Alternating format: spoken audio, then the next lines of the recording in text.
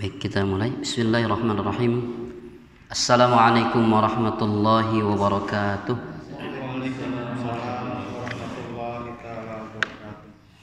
Alhamdulillahilladzi amsayna ala fitratil Islam wa kalimatil ikhlas wa ala dini nabiyyina Muhammad sallallahu alaihi wasallam wa ala millati abina Ibrahim hanifa wa ma kana minal musyrikin. Asyhadu an la ilaha illallah wahdahu la syarikalah wa asyhadu anna Muhammadan abduhu wa rasuluhu alladzi la nabiyya wa la rasula ba'dah. Wa qala Allah ta'ala fi kitabihil karim, a'udzu billahi minasyaitonir rajim. Ya ayyuhalladzina amanu taqullaha wal tanzur nafsum ma qaddamat lighad wattaqullah innallaha khabirum bima ta'malun. Wa qala an-nabiy sallallahu alaihi wasallam badiru bil a'malis shalihat fasatakuna fitanun ka qita'il lailil mudlim yusbihu rajulun mu'min wa yumsi kafiran aw yumsi'u kafiran wa yusbihu mu'minan yabi'u dinahu bi'aradin minad dunya. Allahumma salli wa sallim wa barik ala nabiyyina Muhammad wa ala alihi wa ashabihi wa man tabi'ahum bi ihsanin ila yaumiddin, amma ba'du. Alhamdulillah, puja-puji syukur senantiasa kita panjatkan kehadirat Allah Subhanahu wa taala atas limpahan karunia dan nikmatnya kepada kita semua, sehingga kita bisa kembali berkumpul, bermuajahah dan bisa bersilaturahim dalam rangka menuntut ilmu, menopang tugas utama kita yaitu ibadah, yang dengan menuntut ilmu ini mudah-mudahan keimanan kita tetap stabil dan mudah-mudahan bisa meningkat terus, amal kita pun bisa lebih meningkat, pahala kita lebih banyak ya. Kemudian mudah-mudahan Allah anugerahkan kepada kita keistiqomahan, amin ya rabbal alamin. Salawat dan salam tetap terlimpahkan kepada qudwah kita, suri teladan kita, Nabiullah Muhammad sallallahu alaihi wasallam, yang telah memberikan teladan terbaiknya kepada kita semua, terutama keteladanan di dalam bagaimana kita mempraktekkan Islam ini dengan benar sesuai dengan apa yang dikehendaki oleh Allah Subhanahu wa taala. Kaum muslimin yang dirahmati Allah Subhanahu wa taala, sebelum kita masuk ke pembahasan, sedikit kita bertahaddus binikmah ya. 78 tahun kita melalui kemerdekaan ini, meskipun masih ada beberapa sektor PR-PR yang mesti dibenahi, yang masih belum merdeka. Tapi ala kulli hal aghlabiyahnya kita mendapatkan kemerdekaan itu adalah merupakan anugerah dari Allah Subhanahu wa taala yang mesti kita syukuri. Bentuk syukur atas kemerdekaan ini bukan sekedar gembira ria, bukan sekedar euforia dalam pesta kemerdekaan dengan perlombaan saja, tapi yang lebih harus kita tingkatkan sebagai wujud syukur kita atas kemerdekaan ini adalah bagaimana memelihara kemerdekaan tersebut dan bagaimana menjaga negeri ini agar senantiasa tetap merdeka. Kalau mau dibahas dalam ayat Al-Quran tentang kemerdekaan ya, sangat banyak sekali ya, dan sangat panjang sekali. Namun yang menjadi bentuk kegembiraan di tahun ini, alhamdulillah, kalau dibandingkan dengan tahun kemarin, kemerdekaan tahun ini lebih banyak yang kemudian men-share, memposting anjuran doa. Alhamdulillah ya. Viral hari ini surat Al-Baqarah 126 dan surat yang lain yang semisal, di mana di dalam ayat tersebut Allah kemudian mencontohkan kepada kita untuk senantiasa berdoa kepadanya, meminta apa? Meminta keamanan. Rabbi ij'al hadza baladan amina. Itu yang sering kita sampaikan ya. Kita mesti kemudian memiliki perhatian khusus untuk negeri ini. Salah satu diantaranya adalah mendoakan selalu untuk negeri ini agar dianugerahkan keamanan oleh Allah Subhanahu wa taala. Ibnu Katsir itu menjelaskan baladan aminah itu yang seperti apa? Baladan aminah itu yang rakyatnya terbebas dari rasa takut dan rakyatnya tidak ditakut-takuti. Nah, itu kata Ibnu Katsir. Jadi selain bebas dari rasa takut juga tidak ditakut-takuti. Begitu makna baladan aminah menurut Ibnu Katsir rahimahullah dalam tafsirnya Ibnu Katsir.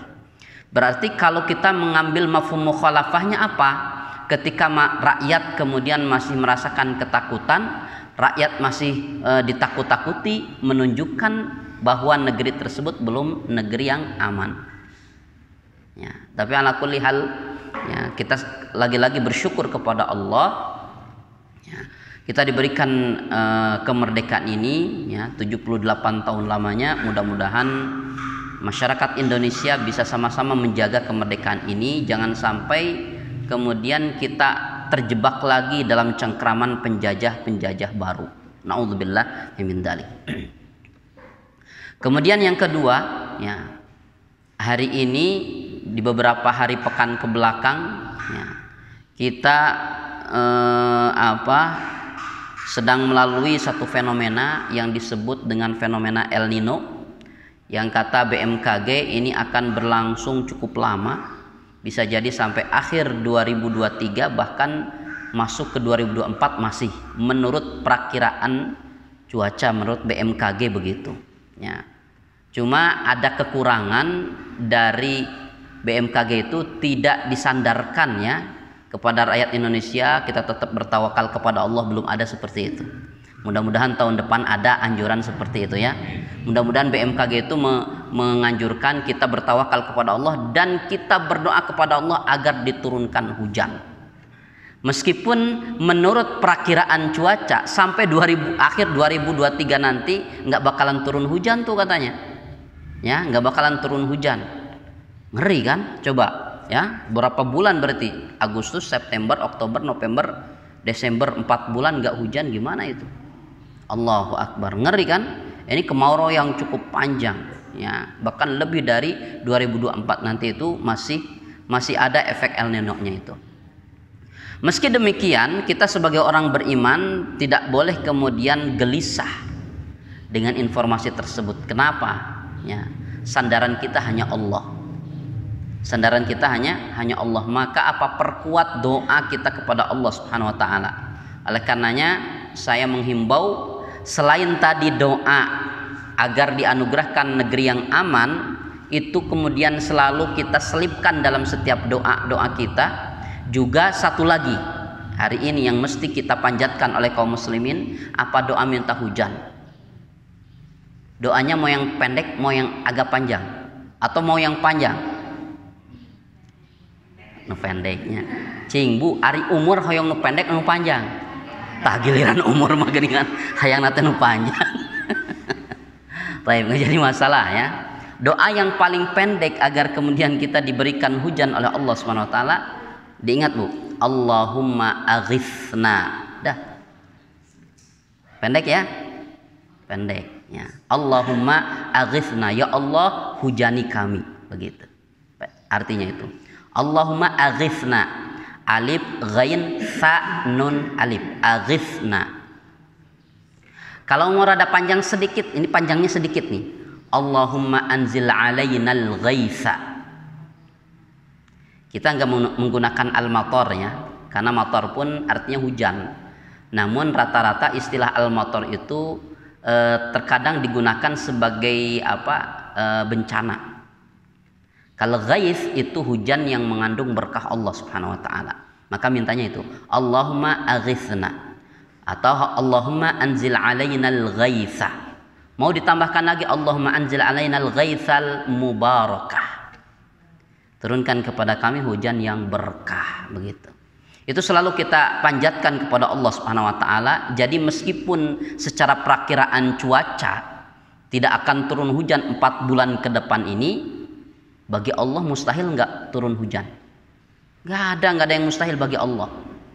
Nggak ada istilah mustahil bagi Allah Subhanahu wa taala. Innama amruhu idza arada syai'a ay yaqula lahu kun fayakun. Kalau Allah sudah berkehendak, bisa jadi kehendak Allah itu karena ada hambanya yang kemudian meminta untuk diturunkan hujan, berkehendaklah Allah, turunlah hujan, maka hujan itu akan turun. Tidak ada yang sulit bagi Allah Subhanahu wa taala. Ditambah lagi kemudian harusnya kita ini sudah mulai belajar bagaimana cara kemudian mendapatkan air. Sebetulnya kita ini negara tropis, sebetulnya nggak ada istilah kurang air itu harusnya, ya harusnya nggak ada istilah kekurangan air. Negara tropis, lautan kita lebih luas dari daratan kita. Lautan kita lebih luas ini negara Indonesia itu daripada daratan kita. Harusnya kan itu jadi sumber daya kan, jadi sumber air yang melimpah. Saya dulu punya kenalan di Indramayu itu, kerja di Abu Dhabi 15 tahunan. Saya tanya, kerja apa Pak? Lama banget di sana. Kerjanya apa? Penyulingan air laut menjadi air mineral. Bayangkan itu. Dan ternyata apa? Se-Abu Dhabi air mineral itu asalnya dari laut. Bayangkan itu. Kan di Indonesia belum ada tuh. Allah alam, mungkin ada tuh ya.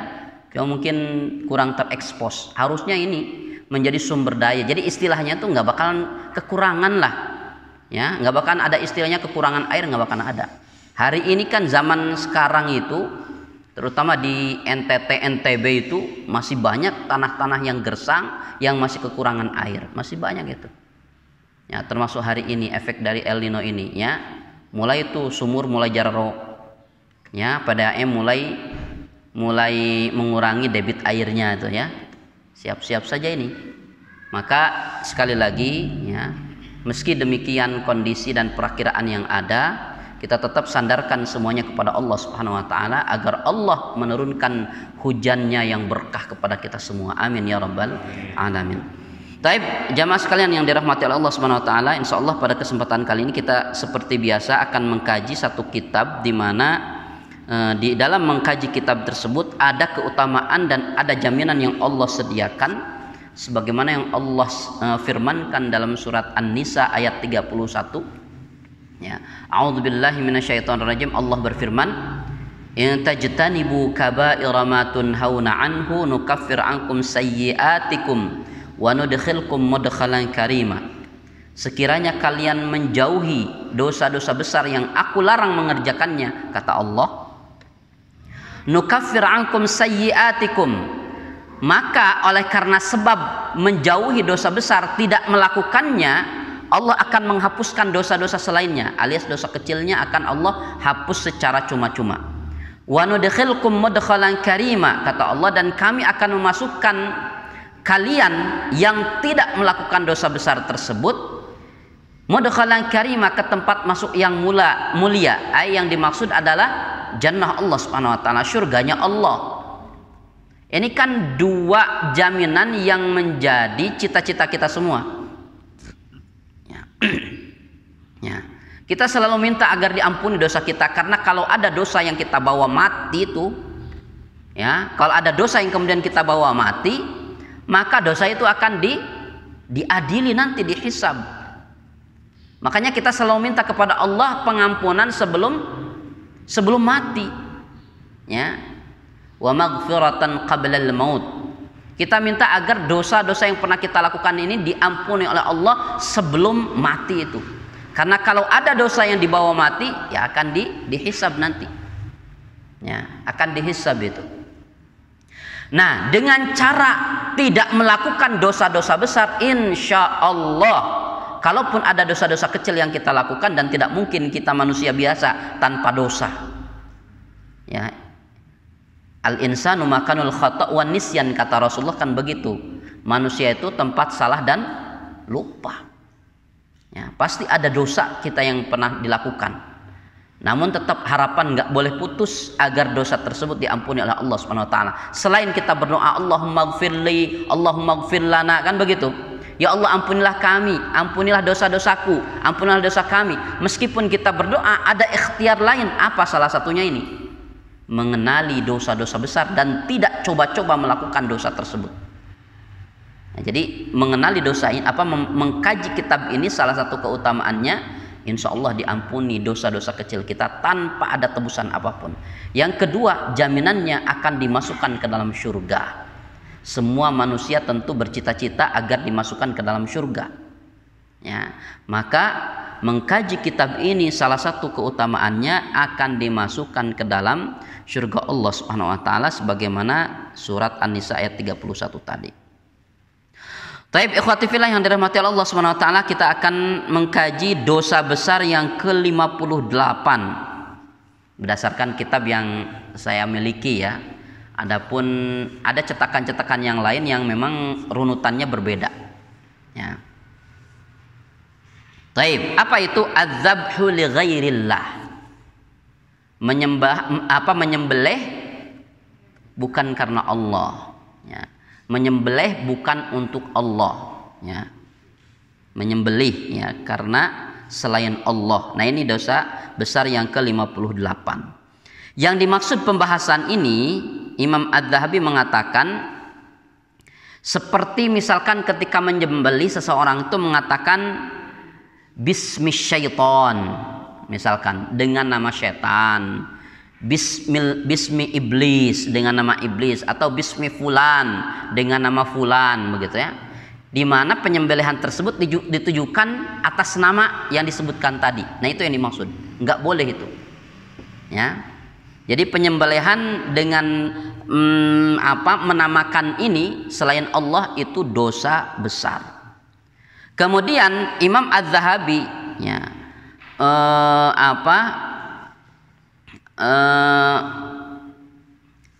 mengawali pembahasan ini dengan mengambil satu landasan dalam surat Al-An'am ayat 121. Yang bawa Al-Quran silahkan dibuka, surat Al-An'am ayat 121. Ini landasan dalilnya ya, pembahasan tentang menyembelih karena selain Allah. Adzabhu li ghairillah.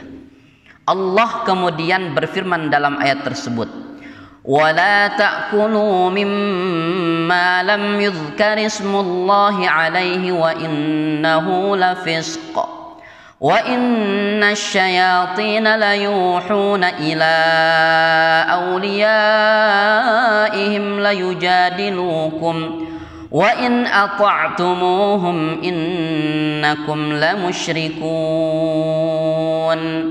Dalam ayat tersebut Allah Subhanahu wa taala berfirman, wala, dan janganlah takulu kalian semua makan, mimma, dari apa-apa, lam yudhkarismullahi alaih, ya, dari daging sembelihan yang tidak disebut nama Allah. Ya. Wa innahu lafisq, karena sembelihan tadi ya itu lafisq, itu fusuk, buruk. Wa inna syayatina, dan sesungguhnya setan-setan itu layuhuna ila awliyaihim liyujadilukum, sesungguhnya setan-setan itu ya, akan membisikkan atau akan mengajak kepada kawan-kawannya agar mereka membantah kamu, membantah Rasulullah ketika menyampaikan ayat ini. Wa in ata'tumuhum, ya, jika kamu kemudian menuruti mereka, setan-setan tadi itu, innahum la musyrikun, maka ya, kalian termasuk ke dalam golongan orang-orang yang menyekutukan Allah, syirik itu. Jadi menyembelih tidak karena Allah alias ditujukan kepada selain Allah, syirik itu. Karena adzabhu minal ibadah, menyembelih itu bagian dari ibadah. Ibadah itu ya labud an natasarraf ilallah, senantiasa harus kita tujukan kepada Allah saja. Nggak boleh ibadah ditujukan kepada selain Allah. Ya. Nah, jadi yang dibahas dalam pembahasan ini sembelihan yang tidak diatasnamakan nama Allah. Adapun misalkan seperti bangkai, ya, atau kemudian hewan yang mati karena dicekik, tercekik atau disetrumkan, sekarang ada fenomena tuh, ya, di perusahaan-perusahaan yang mengolah daging sapi, terutama dari barat sana itu. Jadi si sapi itu betul menggunakan proses sembelihan, tapi sebelum disembelih disetrum dulu. Hati-hati tuh. Yang menurutnya kalau disetrum dulu kan si sapi itu nggak bakal berontak tuh ya. Disetrum pingsan tuh. Nah, dalam keadaan pingsan itu disembelih.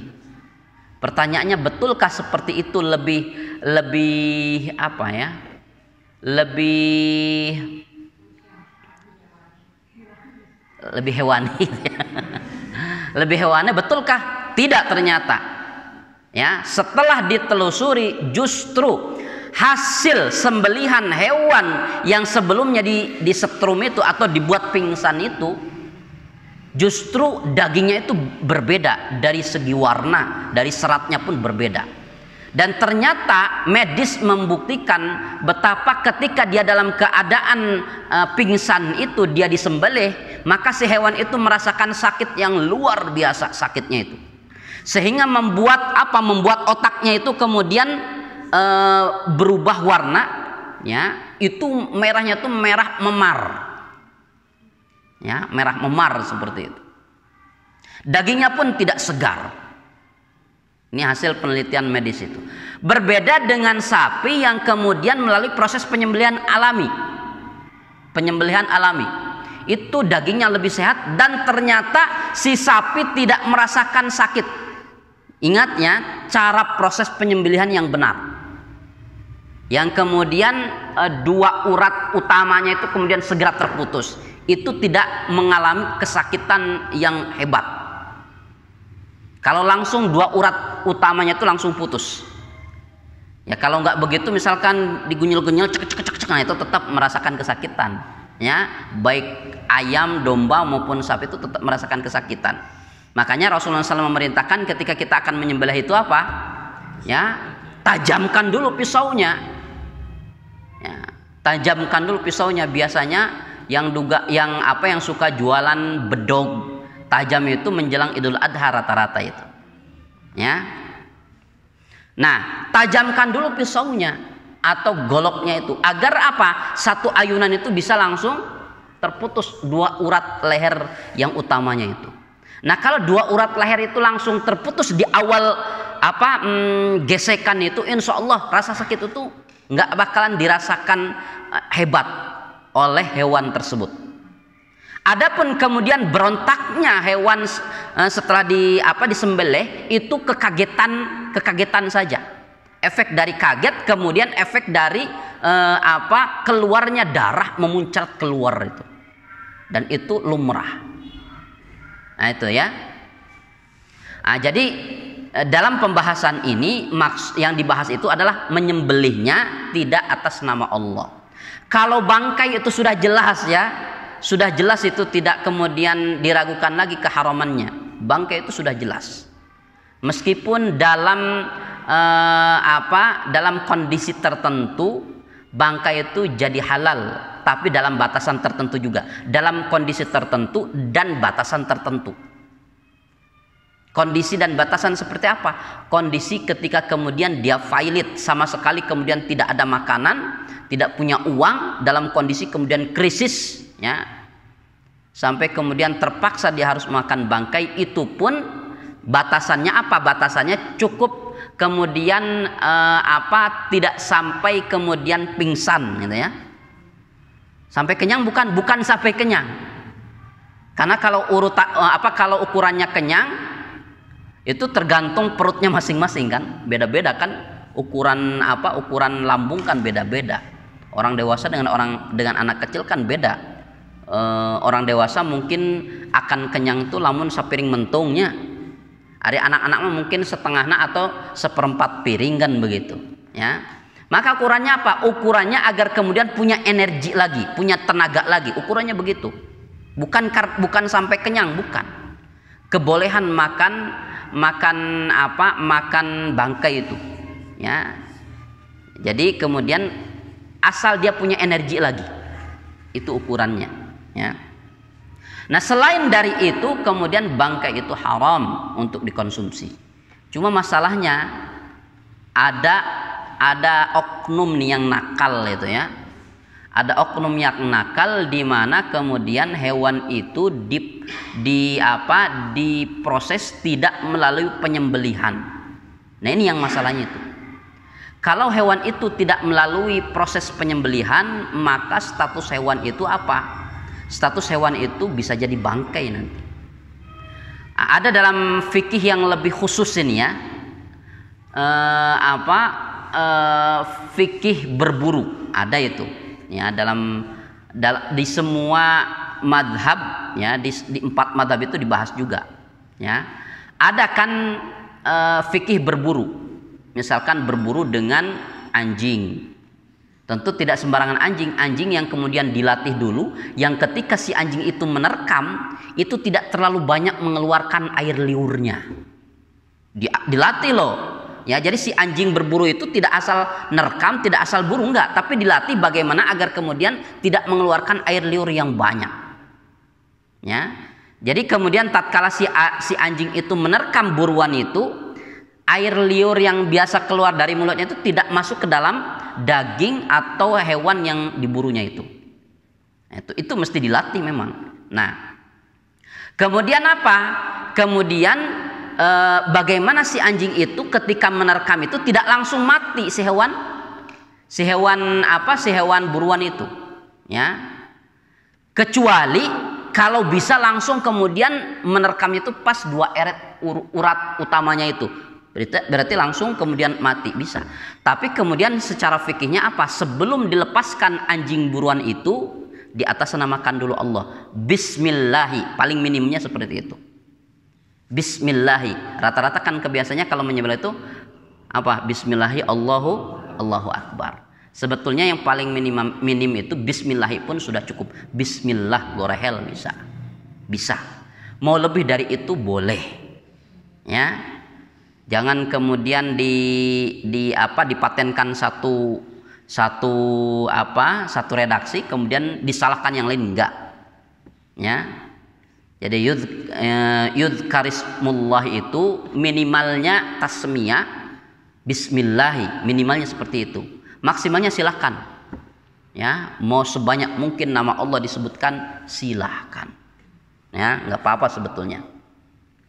Nah, jadi kalau kemudian bangkai sudah jelas keharamannya, nah ada fakta di lapangan, nah ini mesti kita hati-hati memang, ya, mesti kita waspadai sebagai wujud memaksimalkan ikhtiar kita agar yang masuk ke dalam perut kita ini betul-betul jelas kehalalan dan ketayyibannya itu.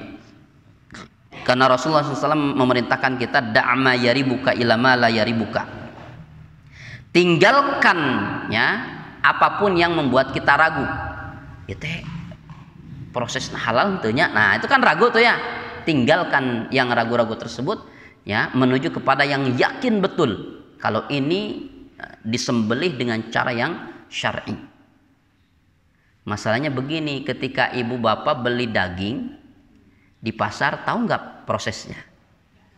Nah, itu dia, ya, nggak tahu prosesnya, ya. Kemudian gimana dong? Sudah berapa kuintal kira-kira daging yang kita konsumsi, sedangkan kita tidak tahu prosesnya, ya. Meskipun ada satu, ya, ada satu tuntunan, ada satu hadis nanti dibahasnya. Ada satu hadis di mana menceritakan ada seorang sahabat, dia dikirimi daging, tinggal makannya sudah diolah, ya. Dia dikirim oleh tetangganya, kemudian dia mempertanyakan kepada Rasulullah, ya Rasulullah, saya itu nggak tahu ini prosesnya apakah disembelih dengan nama Allah atau tidak. Maka kata Rasulullah SAW, sudah, sebelum makan kamu sebut nama Allah dulu, ya, sebut nama Allah baru kemudian makan.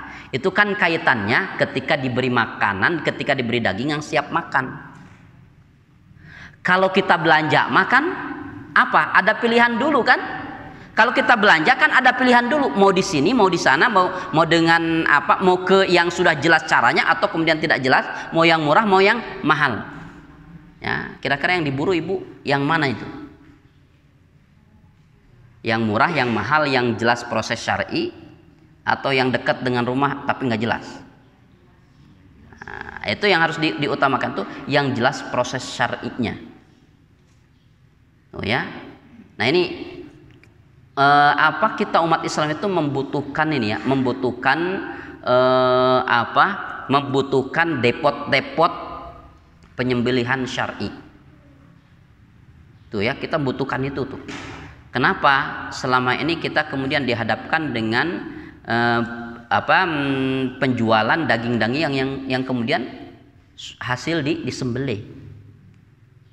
Dulu tuh ya, sekitar 10 tahun ke belakang ada seorang mu'allaf yang kemudian menjadi dai, alhamdulillah, Ustadz Matius, dulu orang Bandung tuh ya. Ustadz Matius Allah yarham sudah meninggal. Beliau kemudian memerintahkan kita. Beliau kan dulu rumahnya tuh dekat Ciroyom. Dia sengaja iseng dulu katanya, dia pergi ke Ciroyom sekitar jam 1:30 malam. Dia menyaksikan kiriman ayam yang masih dalam keadaan hidup, kemudian diproses sembelihannya itu dengan cara apa? Ini dia menyaksikan dengan mata kepalanya katanya.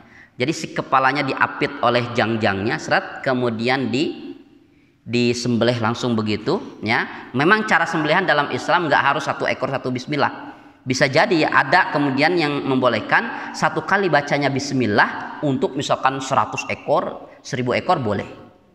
Ya. Boleh itu, ya. Mau satu-satu boleh juga, silahkan gitu ya.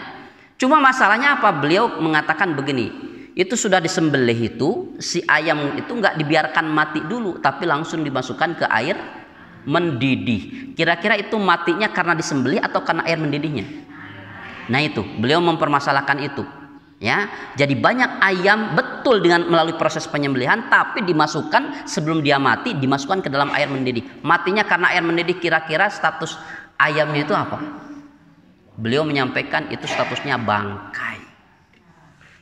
Kemudian kita belanja di pasar tersebut 2 kilo, 3 kilo, 5 kilo dimakan. Allahu Akbar. Memakan apa berarti? Kata beliau dulu, Ustadz Matius memperingatkan. Maka apa? Ya, perbaiki. Jangan-jangan ibadah kita tidak diterima, doa kita tidak diterima, awalnya dari situ tuh. Kullu lahmin nabatan minal haram fannaru aulahu, kata Rasulullah SAW. Kan ngeri tuh. Setiap kerat daging yang tumbuh itu berasal dari yang haram, fannaru aulahu, neraka sebagai tempat tinggalnya nanti. Kan ngeri itu. Bahkan dalam riwayat lain, makanan syubhat dan haram itulah yang kemudian menjadi penghalang doa kita ini naik ke langit dan dikabulkan oleh Allah. Itu yang menjadi penghalang itu. Maka kemudian apa, sekali lagi ya, kita harus kemudian memastikan daging yang kita beli ini melalui proses yang betul-betul syar'i. Ya. Ingat, ini bukan mematikan usaha jual daging, enggak. Tapi kita hanya menganjurkan, coba ya, cari yang proses syar'inya betul-betul terjamin. Begitu. Makanya dulu di daerah Gading ada yang jualan tuh ya, potong unggas syar'i. Saya meskipun jauh sengaja diburu karena ingin mendapatkan proses yang betul-betul terjamin. Jauh-jauh saya beli cuma 1 ekor 2 ekor sengaja, demi untuk memastikan apa yang kita konsumsi itu betul-betul halal dan thayyib. Begitu. Sekarang nggak ada lagi tuh. Tapi alhamdulillah sekarang ada ya, perusahaan besar ya, cuma kita nggak tahu ya apakah milik muslim atau orang di luar Islam, wallahu a'lam. Tapi perusahaan ini berani memberikan jaminan. Kenapa? Kita punya karyawan yang bertugas menyembelihnya dari muslim. Ada sertifikat dari MUI-nya, ada sertifikat kemudian dari Kemenagnya juga. Bagus tuh.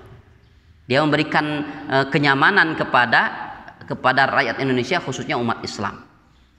Saya baca itu sertifikatnya, alhamdulillah, yakin tuh ya.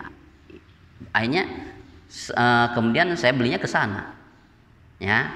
Kemudian kakak ipar saya itu di Riung Bandung, dia buka juga tuh depot penyembelihan unggas syar'i.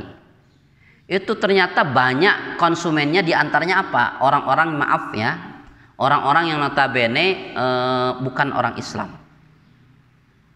Ya, bukan orang Islam, sengaja datang beli ayam yang masih hidup, beli bebek yang masih hidup, datang sengaja ke sana, ya. Ya pang mencitkeun cenah. Rata-rata orang, maaf ya, orang Cina. Ya, rata-rata orang Cina datang pang mencitkeun jang. Ya, seperti itu. Ditanya, "Kenapa?" katanya disembelih ke saya. Ya ini kan memberikan pelayanan syar'i katanya. Kan beda agama. Tetap beda hayang nak kitu cenah. Jawabannya itu sederhana. Karena ternyata dia pun mempelajari kenapa Islam memerintahkan proses penyembelihan yang syar'i seperti itu. Secara medis sudah dikaji oleh para ilmuwan itu ya. Daging yang kemudian diawali dengan nama Allah Bismillahi minimalnya itu dagingnya itu sehat, seger. Ya, tapi daging yang kemudian meskipun melalui proses penyembelihan tapi tidak di atas namakan nama Allah, itu tetap ada perbedaannya. Makanya ada banyak tuh ya orang-orang di luar sengaja datang ke sana, jadi beli ayam hidupnya di pasar, beli ayam hidup, datang ke sana pang mencitkeun seperti itu.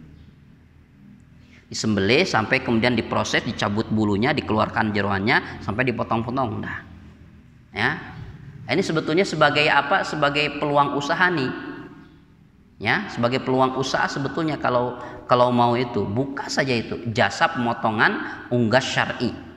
Ya, dari mulai nyembelih, kemudian cabut bulu sampai kemudian ngeluar jeroannya dipotong.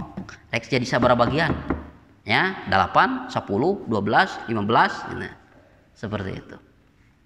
Berikan jaminan kalau prosesnya itu betul-betul syar'i. Disembelih dengan nama Allah, kemudian dibiarkan sampai mati dulu. Nah, setelah mati baru dimasukkan ke air panas untuk dicabuti bulu-bulunya. Nah, setelah bulunya dicabut semuanya, kemudian dikeluarkan jeroannya. Nah, setelah itu, mau dipotong jadi berapa? Dah selesai. Ya, atau sekalian dengan menyediakan ayam hidupnya. Ini ayam hidupnya. Seperti itu. Ya, jualnya per ekor, berapa per ekor? Seperti itu. Selama ini kan bapak-bapak ibu-ibu beli daging itu kan langsung ya tinggal kilo kan, sedangkan nggak pernah tahu kita prosesnya bagaimana, ya nggak tahu. Termasuk imbasnya kemudian bapak ibu suka bakso, hari bakso tidak nawan, ya ngeri juga. Maka mesti ada kepastian itu, ya meskipun tadi sekali lagi. Ya, ada tuntunan kalau kemudian kita diberi itu kan istilahnya dibeli. Kalau diberi kan, ya kalau diberi kan masa iya kemudian tanya dulu ya, khawatir kemudian menyakiti hati. Makanya sudah kalau diberi mah beda caranya, sudah bismillah saja. Tapi kalau beli, ya kalau beli kita punya pilihan dulu, mau milih yang mana, gitu ya. Meskipun tadi ya. Aturan tadi ya yang penting bismillah saja. Ada yang kemudian membolehkan kita beli misalkan daging ini meskipun kita nggak tahu prosesnya, sudah bismillah misalkan. Ada yang membolehkan seperti itu, tapi ada yang lebih kehati-hatian, lebih mempertahankan kehati-hatian, mencari proses yang lebih terjamin. Itu lebih aman sebetulnya ya. Nah, maka kemudian ini dibahas sekali lagi supaya kita tidak terjebak dengan dosa besar. Supaya kita tidak terjebak dengan dosa besar itu. Taib. Ibnu Abbas berkata ini, yang dimaksud oleh ayat tadi surat Al-An'am ayat 121, surat Al-An'am 121 surat yang ke-6 apa? Bangkai dan binatang yang mati karena tercekik, yang terpukul, yang jatuh, yang ditanduk, yang diterkam binatang buas, kecuali yang sempat kamu menyembelihnya. Nah, tadinya diterkam binatang buas atau misalkan kageleng masih kekerpekan, masih hidup tuh masih bisa kemudian disembelih, itu insya Allah halal Ya. Cuma ini ya, seperti binatang yang tercekik, mati itu karena tercekiknya itu, terpukulnya, karena jatuh, karena ditanduk, atau tadi karena air panas. Ini tidak disebutkan di sini, tapi ini fakta di lapangan karena air panasnya itu. Ya. Nah, itu diharamkan. Hewan-hewan tadi itu diharamkan. Ya, yang mati tidak melalui proses sembelihan yang diatasnamakan nama Allah. Ya. Apalagi kemudian sembelihan-sembelihan yang diperuntukkan untuk berhala, seperti yang dilakukan oleh orang-orang Quraisy di masa jahiliyah. Nah, itu haram hukumnya. Ya. Al-Kalbi berkata, yaitu binatang yang disembelih tanpa disebut nama Allah atau yang disembelih untuk selain Allah. Ini yang diharamkan itu. Disembelih ya, tidak disebut nama Allah atau diperuntukkan selain Allah. Ini yang diharamkan untuk dikonsumsi. Atau berkata, Allah melarang memakan sembelihan-sembelihan yang disembelih oleh orang-orang Quraisy ketika itu loh ya, ketika masa jahiliyah. Ya. Jadi jangan disimpulkan termasuk orang Quraisy sekarang, enggak, beda. Orang Quraisy dulu di masa jahiliyah ketika mereka kemudian menyembelih untuk berhala-berhalanya. Ya. Jadi Allah melarang memakan sembelihan-sembelihan yang disembelih oleh orang-orang Quraisy dan Arab di masa jahiliyah itu yang mereka persembahkan untuk berhala-berhala. Itu haram hukumnya. Ya, haram hukumnya untuk dikonsumsi. Nah, maka oleh karenanya sekali lagi kepastian proses itu memang itu bagian dari ikhtiar kita. Ya, ketika akan membeli daging itu harus cari yang kemudian melalui proses yang pasti. Ya, minimal apa? Minimal misalkan kita konfirmasi dulu. Ya, kalaupun yang jualannya Muslim misalkan kan hari ini kan dilema juga ya. Yang jualan dagingnya Muslim, tapi dia pun di drop dalam keadaan sudah mati, sudah bersih, ya. Jadi si bulunya itu sudah bersih, tinggal potong-potong hungkul. Ya, kan sekarang begitu, termasuk di pasar kebanyakan seperti itu. Pertanyaannya ketika kita cross check ini dengan proses syariah atau tidak, kan belum tentu bisa jawab. Oh, saya juga nggak tahu, oh saya mah cuma tugasnya jual. Kan begitu. Dilemanya tuh begitu hari ini. Jadi nggak ada jaminan proses yang pasti secara syar'i itu.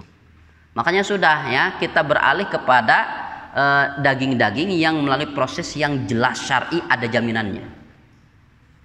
Sekali lagi ini bukan mematikan usaha. Tidak, naudzubillah min dzalik. Justru kita mendorong, yuk yang suka jualan daging mulai saat ini ya, berikan jaminan kepada konsumen kalau ini adalah melalui proses yang jelas-jelas syar'i. Begitu. Ya. Jadi berikanlah jaminan agar konsumen itu betul-betul yakin ketika membeli itu membeli daging yang jelas-jelas halal dan thayyib. Begitu ya. Nah ini, jadi sejatinya ini pun justru peluang usaha ini. Ya. Menjadi peluang usaha, silahkan ya. Coba di sini di Sorang Indah sudah ada belum yang buka usaha daging proses syar'i? Belum ada kan?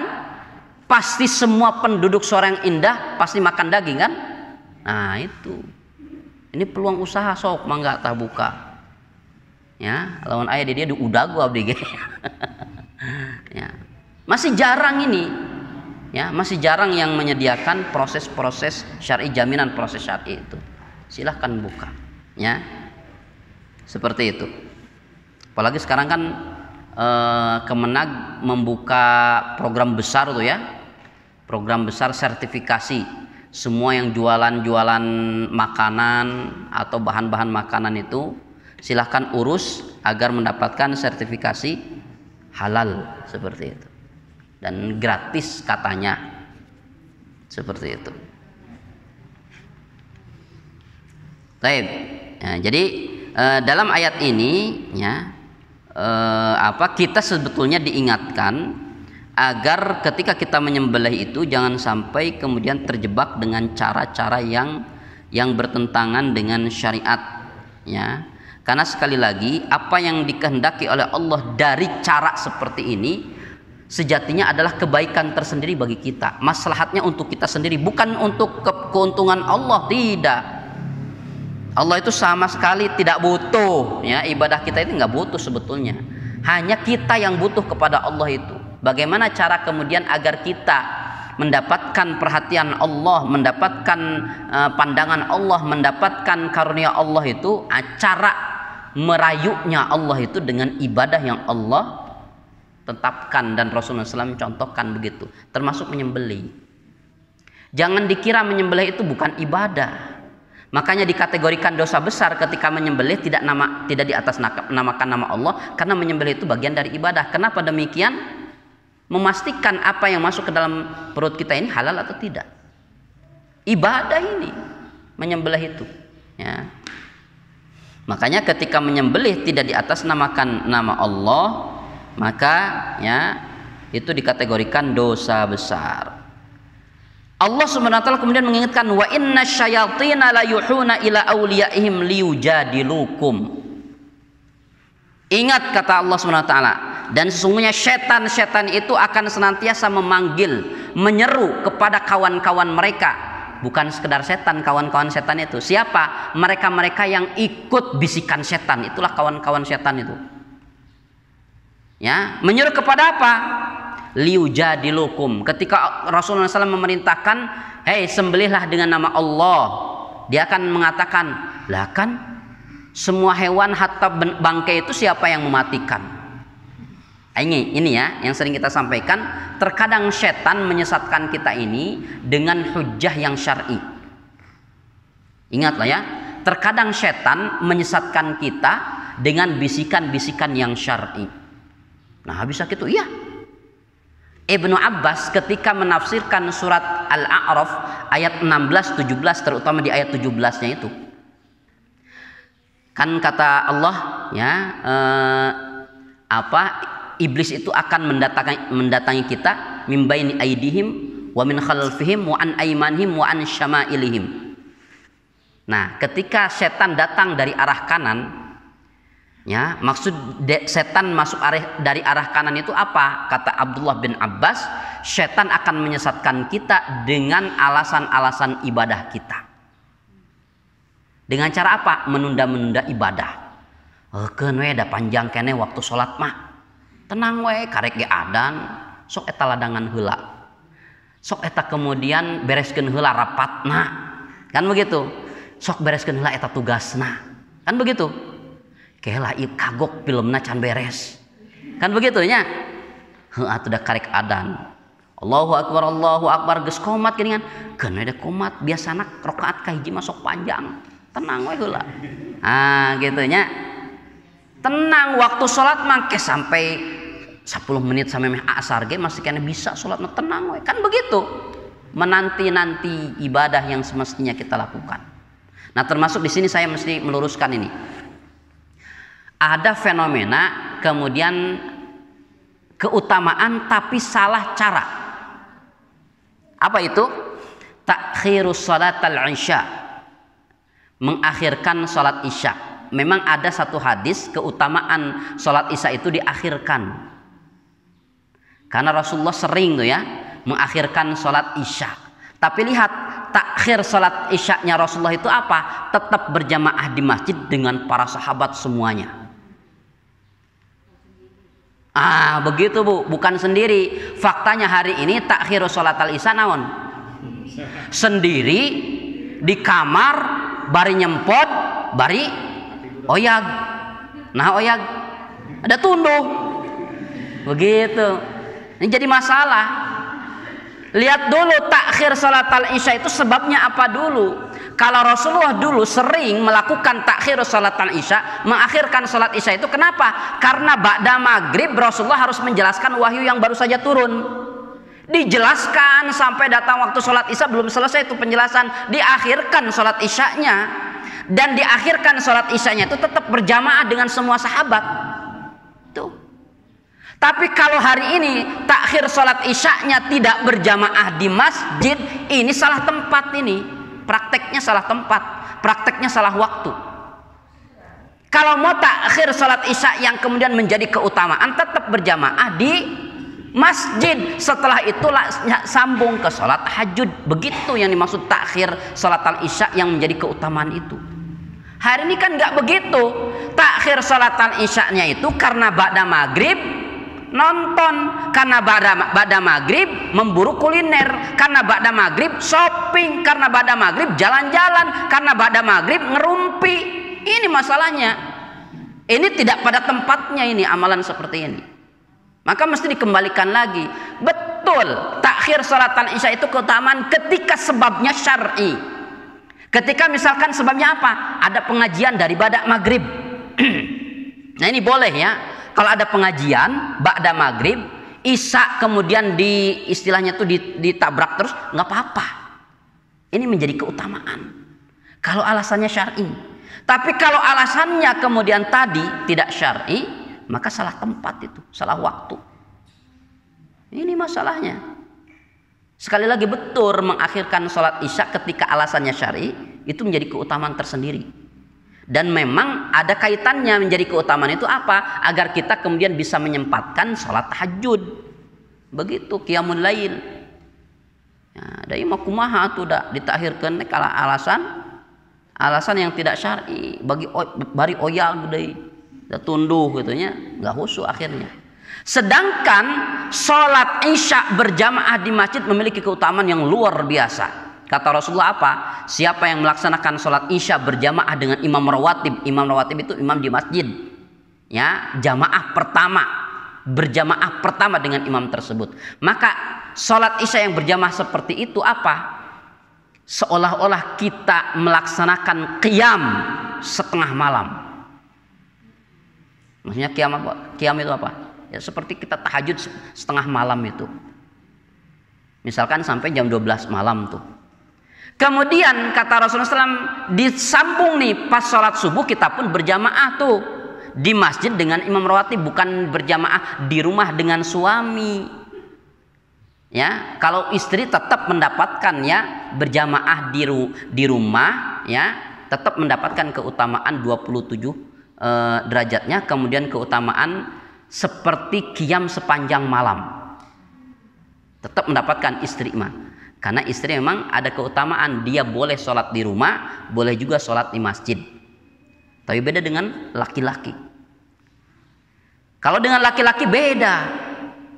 Ya. Keutamaannya laki-laki itu sholat di masjid. Meskipun setan lagi-lagi datang. Udahlah di rumah. Kan sama-sama berjamaah. Oh kok mau berjamaah dengan istri tercinta. Kan seperti itu. Kita kan mendidik istri, mendidik anak-anak supaya berjamaah. Itu setan tuh. Ya. Makanya wajar ketika hari ini banyak di rumah tangga para suaminya suami solihah. Da sholatna di rumah wae, suami solihah. Kudu nama suami mah soleh, lain solihah. Ya begitu. Kenapa? Sholatna di rumah wae. Ya, nah laki-laki mestinya sholatnya di masjid. Kata Rasulullah SAW, siapa yang sholat subuhnya berjamaah dengan imam rawatib itu, maka seolah-olah dia qiyam sepanjang malam itu. Semalam suntukan dia qiyam tuh. Kita dapatkan pahala itu, insya Allah. Amin ya rabbal alamin. Nah itu ya.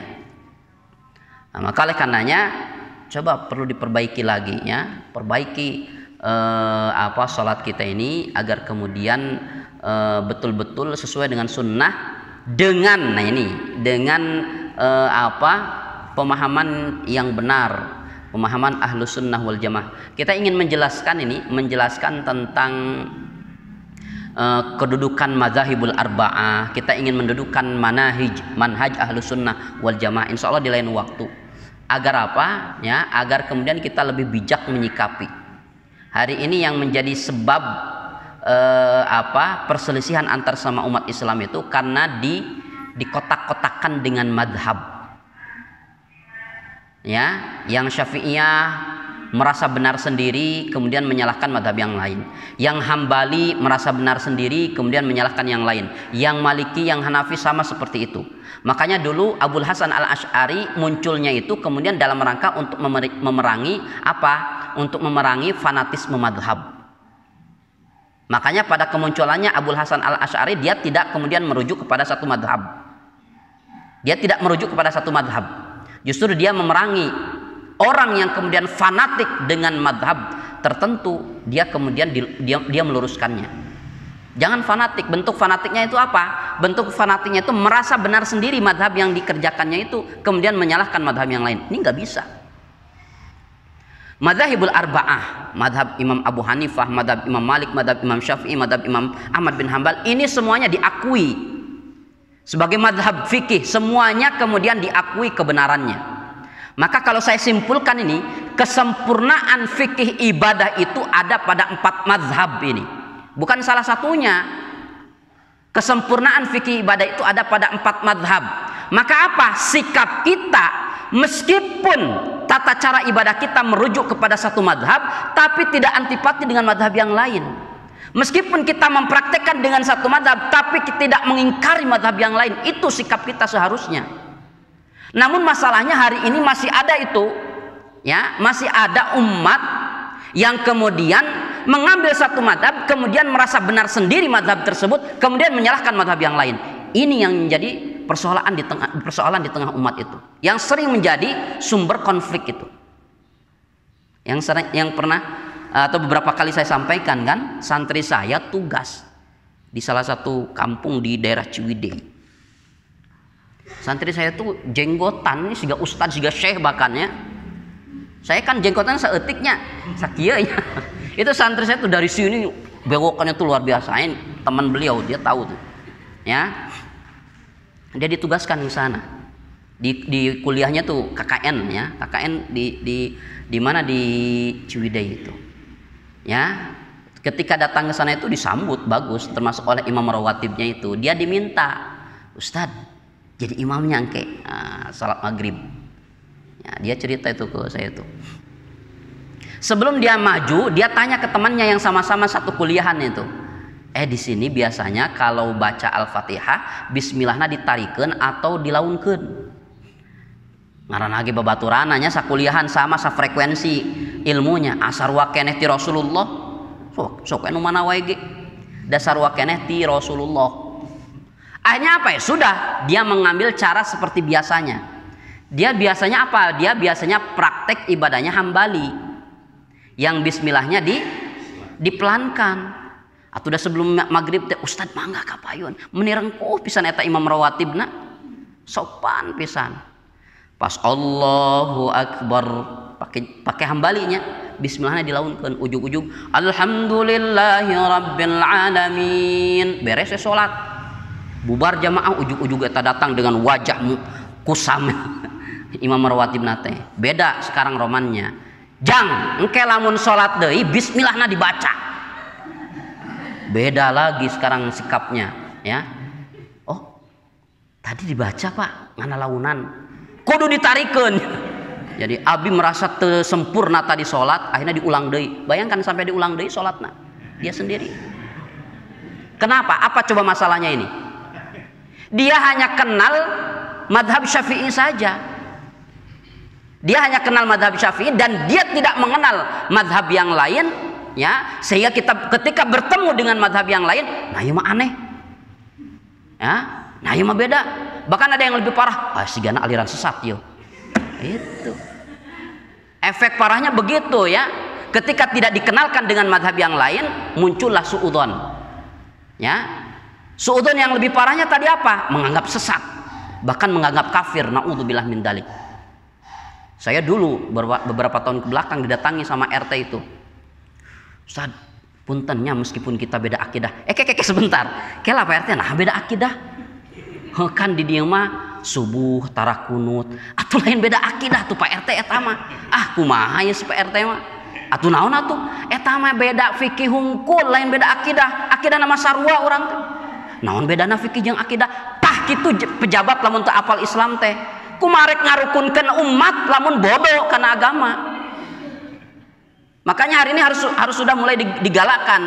Para pejabat pemerintah itu harus paham agama. Supaya apa? Dia supaya punya modal untuk merukunkan umat itu. Bayangkan cuma beda masalah fikih, disebutnya beda akidah. Salah Pak RT, akhirnya apa? Ngeri itu. Ya, pernyataan si RT itu jadi blunder itu akhirnya. Banyak kemudian masyarakat menganggap kita aliran sesat. Astagfirullahaladzim. Bahkan di tempat saya itu, ya, saya dan sekitarnya itu dianggapnya itu LDI lah. Kita di Bandung sama Kiai Haji Atian Ali memerangi LDII, kitanya disebut LDII. Aneh kan? Ya. Kenapa disebut LDI? Beda cenah jeung urang. Astagfirullahaladzim. Akhirnya kita luruskan. Pak RT kieu ya fikih teh kieu disebutkan. Oh kitunya. Teu apalah bisa lami ieu teh. Belajar atuh Pak RT. Itu masalahnya. Makanya para pejabat-pejabat itu memang harus tahu ngerti agama itu. Rasulullah memang dulu pernah menyampaikan di akhir zaman itu akan timbul banyak ruwaibidah. Siapa itu ruwaibidah? Yang ngurusi urusan umat tapi nggak ngerti agama. Itu masalahnya. Sehingga apa yang terjadi? Akan banyak fitnah tuh. Ya, akan terjadi banyak fitnah. Nauzubillah min dzalik. Nah ini, termasuk ini, kalau pemerintah itu kemudian tahu agama, tahu syariat, insya Allah akan mengatur juga tuh di pasar juga. Hei yang jual daging ayam, nu jual daging sapi, jual daging domba, ya, coba kudu jelas prosesna. Sok melalui aya sertifikasina. Gitu kan, kalau pejabatnya syar'i kan begitu, akan diarahkan. Ku sabab teu apal, nah kitu diatur kitu, kan lebih parah deui. Anu penting mah enak cenah seperti itu. Astagfirullahaladzim.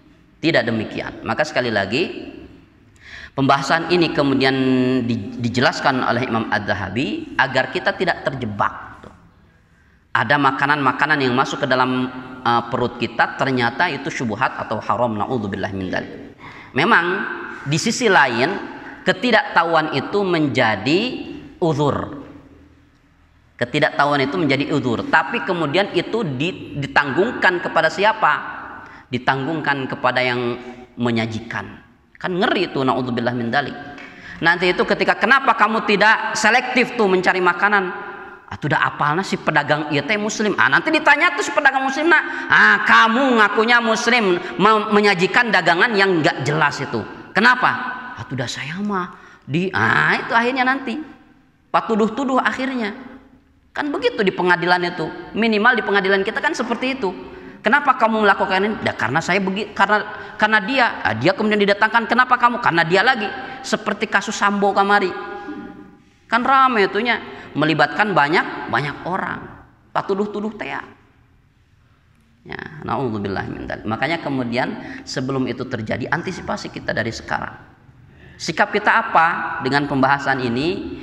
Pastikan ketika kita membeli daging-daging yang melalui proses sembelihan itu jelas, harus kemudian yakin bahwa daging yang kita beli itu melalui proses yang syar'i. Kalaupun kita misalkan ada yang ngasih daging yang tinggal makan, nah ada mekanisme lain. Ya, ada mekanisme lain. Sebelum makan baca nama Allah, minimal bismillah. Atau menggunakan redaksi yang lain, intinya ada nama Allah disebutkan. Allahumma, misalkan minimal seperti itu.